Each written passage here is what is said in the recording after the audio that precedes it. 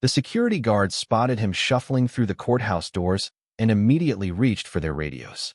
His torn jacket hung off his shoulders like discarded fabric, and his boots looked held together by nothing but duct tape and sheer will. His hair was matted and unkempt, evidence of months without proper care. He looked lost, confused, like a man who'd wandered in from the street seeking shelter from the cold. To the guards, he was an intruder in a place that had no use for someone so clearly out of place. They moved toward him with practiced efficiency, hands already gesturing toward the exit.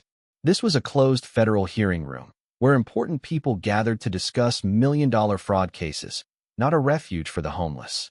The man in rags had no business here, and the guards were ready to remove him without question. But just as they reached for his arm, the judge's eyes caught something unexpected across the courtroom, a fleeting glimpse of faded ink beneath the torn sleeve. The tattoo was old, weathered, and barely visible, a symbol from a past few could even recognize. In that split second, the judge's curiosity sparked, halting the guards in their tracks. That faded mark was a silent testament, a hidden story buried beneath the rags and neglect. It was a reminder that appearances could deceive, and the man standing before them held secrets that no courtroom drama could predict. What the judge saw in that moment would unravel everything they thought they knew about the man in rags. And as the hearing continued, the truth behind the faded ink would unfold in ways no one could have imagined. Welcome to the Veteran Voices. Before we continue with this remarkable story of hidden honor and justice served, tell us in the comments from which city in the world are you watching this video today. If you believe that every person deserves dignity regardless of their appearance, please hit that subscribe button to support our mission of sharing these powerful human stories. Your support helps us continue bringing these important tales to light. The federal courthouse in downtown Seattle had seen its share of high-profile cases over the decades. Built in the 1960s with imposing granite facades and marble halls designed to inspire respect for the law, it housed some of the most significant legal proceedings in the Pacific Northwest. On this particular Tuesday morning, the building buzzed with more activity than usual. Media vans lined the street outside, their satellite dishes reaching toward a gray November sky that threatened rain. Inside, reporters checked their equipment and reviewed their notes, preparing to cover what legal experts were calling one of the largest veteran benefit fraud cases in recent history. The case had been building for 3 years, ever since federal investigators discovered a network of fake companies systematically stealing millions of dollars intended for disabled veterans. The scheme was sophisticated, involving forged medical records, fabricated disabilities, and a web of shell corporations designed to hide the money trail. 17 defendants faced charges ranging from wire fraud to conspiracy, with potential sentences that could result in decades behind bars. The lead prosecutor, Assistant U.S. Attorney Sarah Chun, had built her reputation on complex white-collar cases, but even she admitted this investigation had kept her awake at night. The money stolen wasn't just numbers on a spreadsheet. It was meant to help veterans rebuild their lives after service, to provide medical care for those injured in combat, to offer support for families dealing with the aftermath of war. Judge Patricia Reynolds presided over the hearing with the gravity the case deserved. At 62, she'd served on the federal bench for 15 years, earning respect from colleagues and attorneys for her fairness, attention to detail, and unwavering commitment to justice. She'd handled terrorism cases, organized crime prosecutions, and corporate scandals that made national headlines. But the veteran fraud case held special significance for her. Her own father had served in Vietnam, returning home with wounds both visible and hidden that had shaped her childhood and influenced her decision to pursue law. She understood, perhaps better than most judges, what veteran benefits meant to those who'd earned them through service and sacrifice. The courtroom itself reflected the weight of the proceedings. Dark wood paneling rose to a ceiling decorated with intricate molding that spoke of an era when courthouses were built to last centuries. Behind the judge's bench, the American flag hung alongside the Washington state flag, their colors bright against the somber backdrop. The jury box sat empty. This was a preliminary hearing to determine which evidence would be admissible at trial, but the gallery was packed with journalists, legal observers, and family members of both defendants and victims. At the prosecution table, Assistant U.S. Attorney Chun organized stacks of documents that represented thousands of hours of investigation. Bank records, medical files, witness statements, and digital evidence filled bankers' boxes that lined the walls behind her.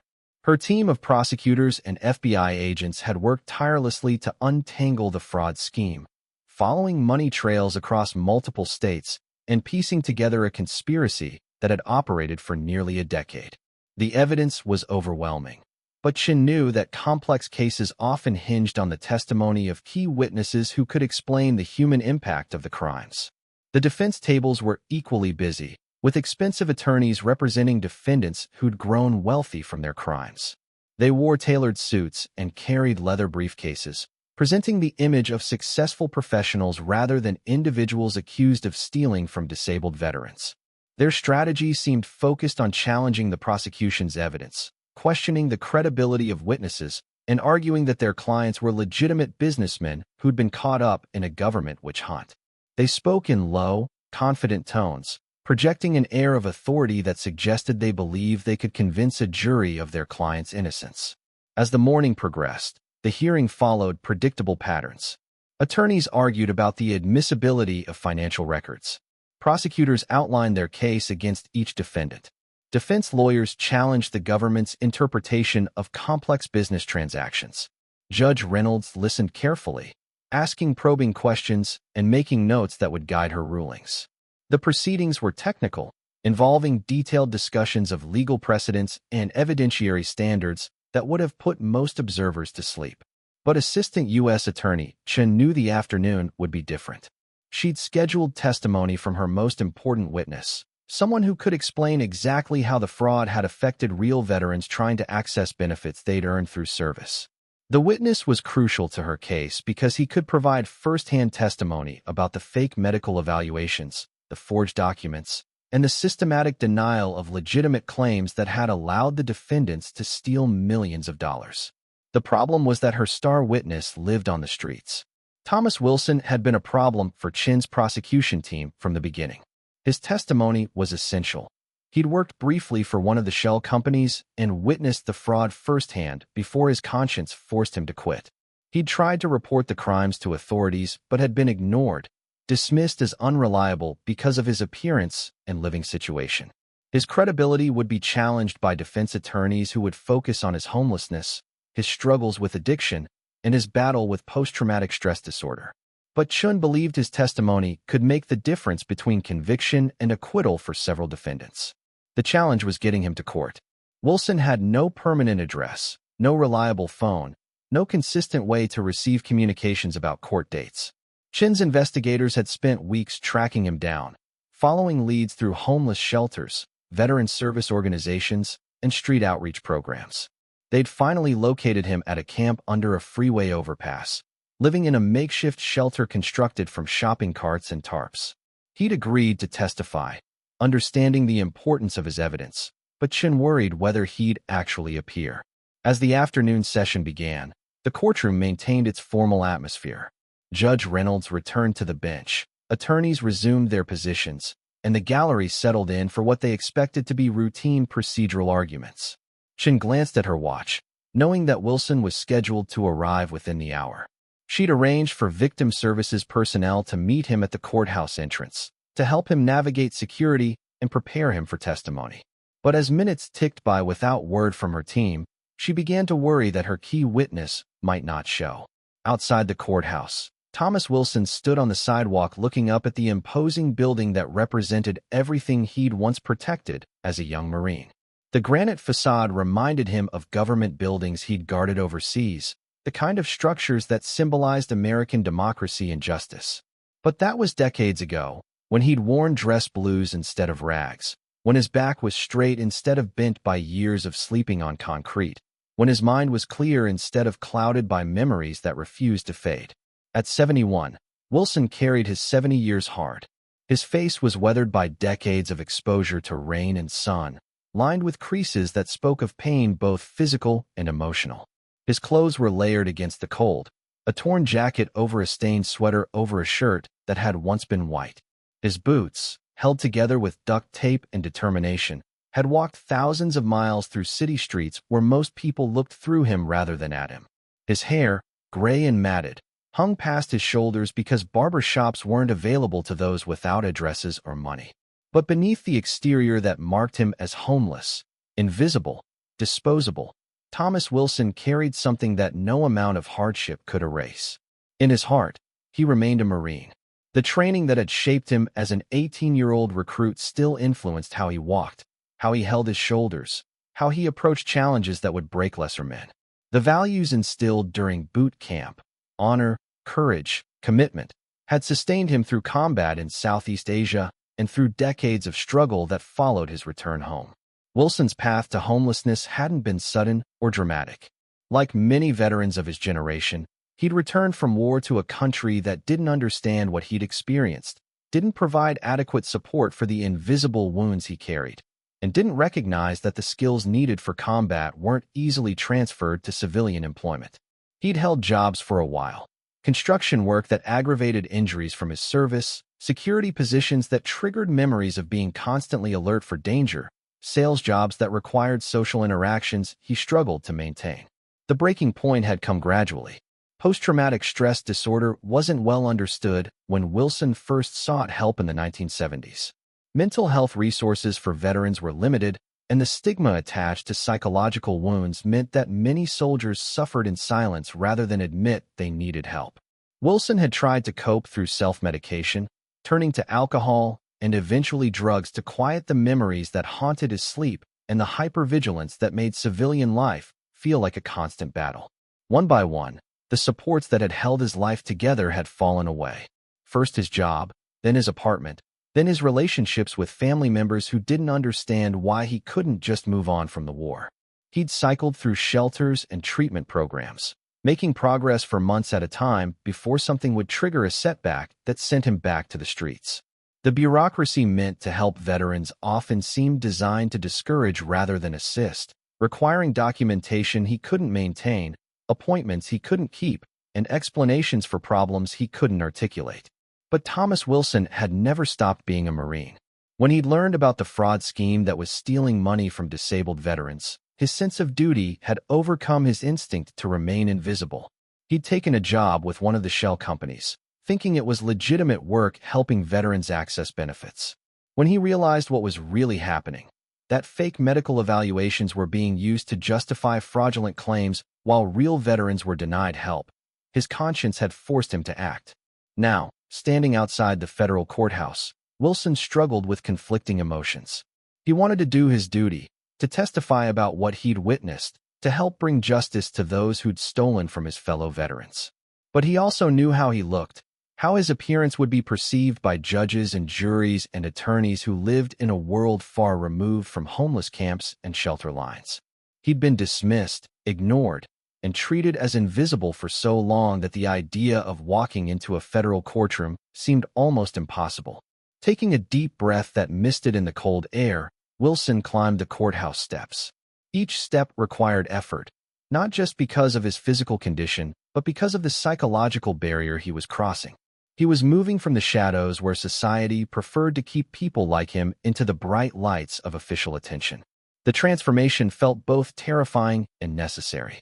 The courthouse lobby overwhelmed him with its grandeur. Marble floors reflected overhead lights that seemed impossibly bright after years of living in dimly lit spaces. The ceilings stretched high above, decorated with architectural details that spoke of permanence and authority. Security checkpoints with metal detectors and X-ray machines created bottlenecks where well-dressed people waited patiently, checking phones and reviewing documents while maintaining the quiet conversations appropriate to such formal surroundings. Wilson approached the security checkpoint with the same careful attention he'd once used when approaching potentially dangerous situations overseas. He observed the guards, noted their positions, calculated the best way to move through the process without creating problems. But his appearance immediately drew attention he'd hoped to avoid. Conversations quieted as people noticed him. Guards exchanged glances that suggested they were preparing to deal with a situation rather than simply process another visitor. The security guards who approached Wilson weren't malicious or intentionally cruel. They were professionals doing their jobs, trained to maintain order and security in a building that housed federal courts and attracted all manner of people seeking justice, attention, or simply shelter from the streets. In their experience, individuals who looked like Wilson, disheveled, confused, carrying the unmistakable markers of homelessness, were usually lost souls who'd wandered into the wrong building seeking warmth or assistance that couldn't be provided in a courthouse. "Sir, can I help you?" The lead guard's tone was firm but not hostile, the voice of someone used to redirecting people who didn't belong in formal legal settings. His partner positioned himself nearby, not threateningly, but with the casual alertness that suggested they were prepared for whatever response Wilson might provide. Wilson struggled to find his voice, and used to being addressed directly by authority figures who weren't trying to move him along or cite him for vagrancy. "I'm supposed to testify," he managed, his words coming out rougher than he'd intended. "About the veteran thing. The fraud case." The guards exchanged another look, this one clearly skeptical. The idea that this homeless man was a witness in a major federal case seemed implausible, more likely a delusion or misunderstanding than reality. They'd encountered similar situations before. Individuals with mental health issues who believed they were involved in important legal proceedings, who needed to be redirected gently but firmly away from courtrooms where serious business was being conducted. "Sir, this is a closed federal hearing," the first guard explained, his tone patient but definitive. "It's not open to the public. You'll need to move along." He gestured toward the exit, making it clear that Wilson's presence wasn't welcome in the courthouse lobby. Wilson felt panic rising in his chest, the familiar sensation of being dismissed and discarded that had defined too many interactions over the years.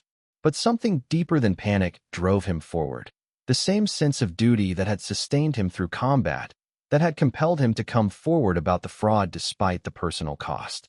"I'm Thomas Wilson," he said, louder this time. "The prosecutor lady, she needs me to testify about what I saw." The guards moved closer, their patience beginning to wear thin.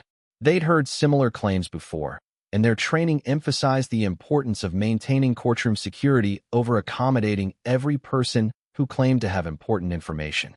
One guard reached for Wilson's arm, intending to escort him toward the exit with the kind of firm but gentle pressure that usually convinced confused individuals to leave without causing a scene. But as the guard's hand made contact with Wilson's torn sleeve, something unexpected happened. The fabric shifted, revealing for just a moment a tattoo that had been hidden beneath the layers of clothing Wilson wore against the cold. It was faded with age, the ink having spread and blurred over decades until it was barely recognizable. But the basic shape remained visible: an eagle, globe, and anchor surrounded by text that had once been crisp and clear but now looked like shadows on weathered skin. Judge Reynolds, who had stepped out of her courtroom to speak with a clerk about scheduling issues, happened to be walking through the lobby at that exact moment. Her trained eye, sharpened by years of observing details that others missed, caught the glimpse of ink beneath Wilson's sleeve. She'd seen enough military tattoos over the years to recognize the distinctive insignia of the Marine Corps, even when it was faded and partially hidden. But it wasn't just the tattoo that caught her attention. It was the way Wilson carried himself despite his obvious struggles, the underlying posture that spoke of military training even when overlaid with years of hardship. Her father had moved the same way, with that particular combination of alertness and bearing that never completely left Marines, no matter what life threw at them afterward. "Stop," Judge Reynolds called out, her voice carrying the authority that came naturally after years on the federal bench. The security guards immediately froze, unsure why the judge was intervening in what seemed like a routine security issue. "Let me speak with this gentleman." The lobby fell silent as Judge Reynolds approached Wilson. Lawyers and court personnel who'd been going about their daily business stopped to watch an unprecedented scene. A federal judge personally intervening in what appeared to be the removal of a homeless man from the courthouse. Some pulled out phones to record what they assumed would be either a heartwarming moment of judicial compassion or an embarrassing breach of courtroom protocol. Wilson looked up as the judge approached, his eyes meeting hers with the kind of direct gaze that spoke of someone who'd faced authority before and understood both respect and dignity. Despite his appearance, despite the years of hardship that had marked his face and bent his shoulders, something in his expression reminded Judge Reynolds powerfully of her father, That particular combination of weariness and strength that seemed to define combat veterans of a certain generation. "What's your name, sir?" Judge Reynolds asked, her tone respectful rather than demanding. She'd learned over the years that tone often mattered more than words when dealing with people who'd been marginalized or dismissed by official systems. "Thomas Wilson, ma'am," he replied, straightening slightly as he spoke. The gesture was subtle but unmistakable, the reflexive response to authority that had been drilled into him decades earlier and never completely erased by years of civilian struggle. "And you said you're here to testify about the veteran fraud case?" Judge Reynolds continued, already beginning to suspect that the prosecution's missing witness had just been found in her courthouse lobby, nearly escorted out by security guards who'd made reasonable assumptions based on appearances. "Yes, ma'am. Assistant U.S. Attorney Chun. She said I needed to be here today. About what I saw at that company, what they were doing to steal from veterans." Wilson's voice grew stronger as he spoke about his purpose, the reason that had brought him from the streets into this intimidating building. Judge Reynolds glanced at the tattoo that was still partially visible beneath Wilson's torn sleeve. "Were you in the service, Mr. Wilson?" "Yes, ma'am. United States Marine Corps, 1970 to 1974. 2 tours in Southeast Asia." The words came out with a pride that no amount of hardship had been able to diminish. For a moment, Wilson's shoulders squared and his back straightened, and anyone paying attention could see the young Marine he'd once been beneath the homeless man he'd become. The judge felt a familiar tightness in her throat, the same emotion she'd experienced countless times when meeting veterans whose service had been followed by struggles that the country they'd served hadn't adequately addressed. "Bailiff Johnson." She called to her bailiff who'd followed her out of the courtroom. "Please find Mr. Wilson something appropriate to wear for his testimony, and get him whatever he needs to clean up before he takes the stand." The transformation in the lobby was immediate and profound. Security guards who'd been preparing to escort Wilson out now stepped back respectfully. Court personnel who'd been watching with curiosity began to understand they were witnessing something significant. Lawyers and journalists who'd assumed they were seeing a minor disruption realized they were actually observing a moment that spoke to much larger issues about how society treats its veterans, how easily people make judgments based on appearances, and how justice sometimes requires looking beyond surface impressions to find truth. Bailiff Johnson, a veteran himself who understood immediately what was happening, approached Wilson with the kind of respect one service member shows another. "Sir, if you'll come with me, we'll get you set up in a witness preparation room.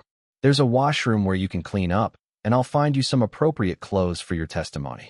As Wilson was led away to prepare for his court appearance, Assistant U.S. Attorney Chin appeared in the lobby, having been notified that her missing witness had been located. The relief on her face was evident.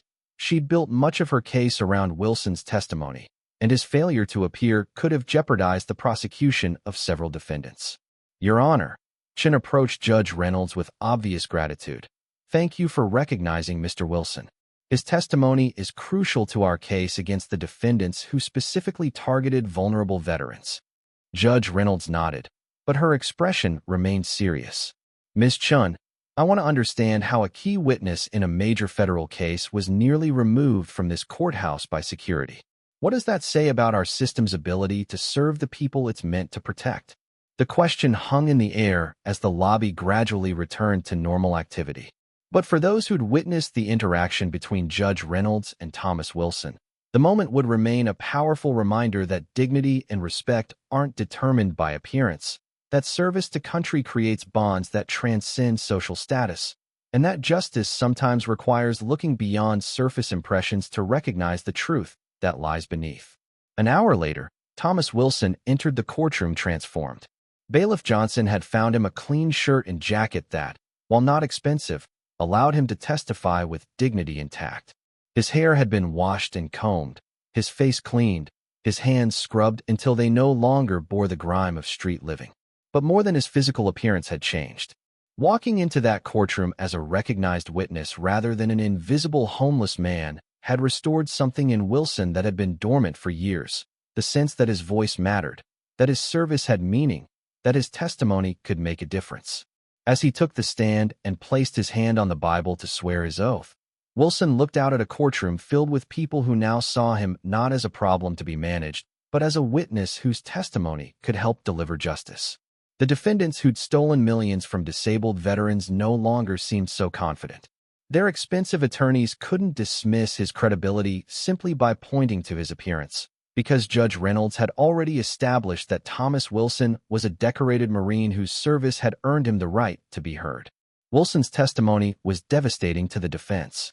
He described in detail how the shell companies operated, how fake medical evaluations were created, how legitimate veterans were denied benefits, while fraudulent claims were approved. His memory, sharpened by military training and unclouded by any desire for personal gain, provided the prosecution with precisely the evidence needed to prove their case. Defense attorneys tried to challenge his credibility, but their attacks on his homelessness and personal struggles only served to highlight the broader injustice of a system that had failed a decorated veteran. When Wilson finished his testimony and stepped down from the witness stand, the courtroom was silent. Judge Reynolds thanked him personally for his service to the country and his courage in coming forward to expose the fraud. As he walked down the aisle toward the exit, several people in the gallery stood, not in planned ceremony, but in spontaneous recognition of a man who'd served his country in war and continued serving it in peace, even when that service came at personal cost. Outside the courthouse, Wilson paused on the same steps where he'd hesitated hours earlier. The November sky was still gray, the threat of rain still present, but something fundamental had changed. He'd walked into the building as an invisible man society preferred to ignore. He was leaving as someone who'd been seen, heard, and recognized for who he really was beneath the surface that defined him in the eyes of those who didn't look closely enough to see the truth. The media coverage of Wilson's testimony would focus on the fraud case itself, on the millions stolen from veterans, on the sentences that would eventually be imposed on the defendants. But for those who'd witnessed his appearance in court, the real story was different. It was about the danger of judging people by their appearance, about the veterans who fall through cracks in systems meant to help them, about the dignity that exists in every person regardless of their circumstances. Thomas Wilson returned to the streets after his testimony, but he carried with him something that hadn't been there before. For one afternoon, in a federal courtroom filled with important people dealing with important issues, he'd been treated with the respect his service had earned. Judge Reynolds had looked past his torn clothes and seen the Marine beneath. The system had worked, not perfectly but well enough to recognize that justice sometimes comes from unexpected sources. The defendants in the fraud case would eventually be convicted and sentenced to lengthy prison terms. The millions they'd stolen would be recovered and returned to programs meant to help disabled veterans. But perhaps the most important victory was smaller and more personal. The moment when a federal judge looked at a homeless man and saw a Marine. When security guards stepped back in respect rather than moving forward in dismissal. When a courtroom full of people recognized that dignity isn't determined by appearance, but by character and service. This story was brought to you by the Veteran Voices. As we reflect on Judge Reynolds' decision to look beyond appearances and Thomas Wilson's courage to speak truth regardless of personal cost, we want to ask you something important. Have you ever known someone who never asked for recognition but deserved more than anyone else? Perhaps someone whose service went unnoticed, whose sacrifices were overlooked, whose contributions were dismissed because of how they looked or where they came from. These are the people who shape our understanding of true character, who demonstrate that worth isn't measured by wealth or status, but by integrity and service. They remind us that the most important stories often belong to those whose voices are rarely heard, whose struggles remain invisible, whose dignity survives despite society's tendency to judge by appearances rather than substance. Tell us in the comments about someone who deserved better recognition than they received, someone whose true value wasn't immediately apparent, but whose character eventually shone through. Share their story so others can be inspired by the kind of quiet heroism that changes the world one act of courage at a time. And if you believe these stories of hidden dignity and unexpected honor deserve to be told, please hit that subscribe button to support our mission of sharing the human experiences that matter most. We'll see you in the next story, where we'll continue exploring the moments that reveal the extraordinary people living ordinary lives all around us.